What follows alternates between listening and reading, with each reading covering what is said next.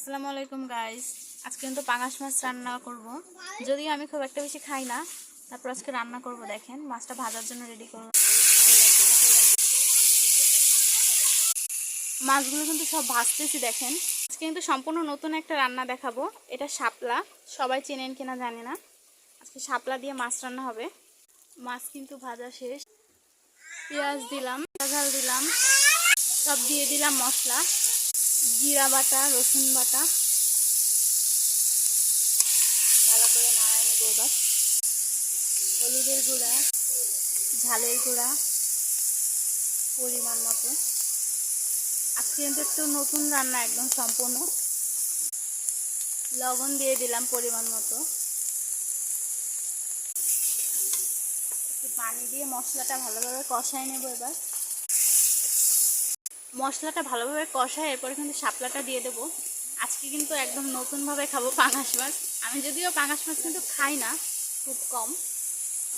তারপর আজকে একটু নতুন রান্না, যেহেতু একটু ধনিয়া গুঁড়া দিয়ে দিচ্ছি। দেখেন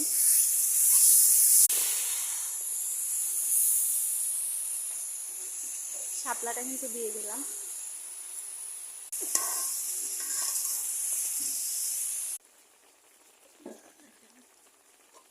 উতলাই গেছে দেখেন, নরম হয়ে গেছে এখন। এটা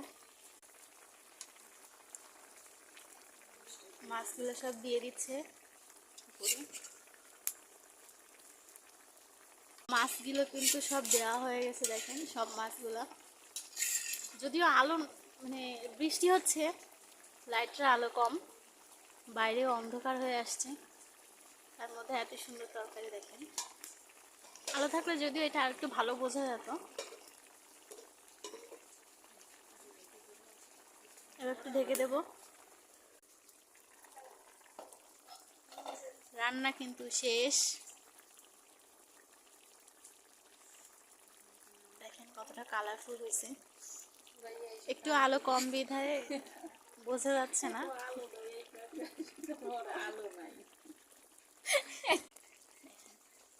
এবার বোঝা যাচ্ছে গাইস কতটা কালারফুল হয়েছে। দেখেন খেতেও কিন্তু খুব টেস্ট হবে।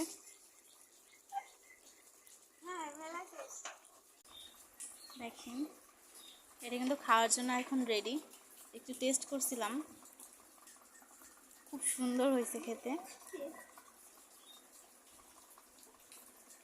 নেক্সট ভিডিওতে কিন্তু আরো সুন্দর একটা জিনিস দেখাবো। বাড়ি আসছি যেহেতু, খাওয়া দাওয়া হবে অনেক, সব কিছুই দেবো আস্তে আস্তে।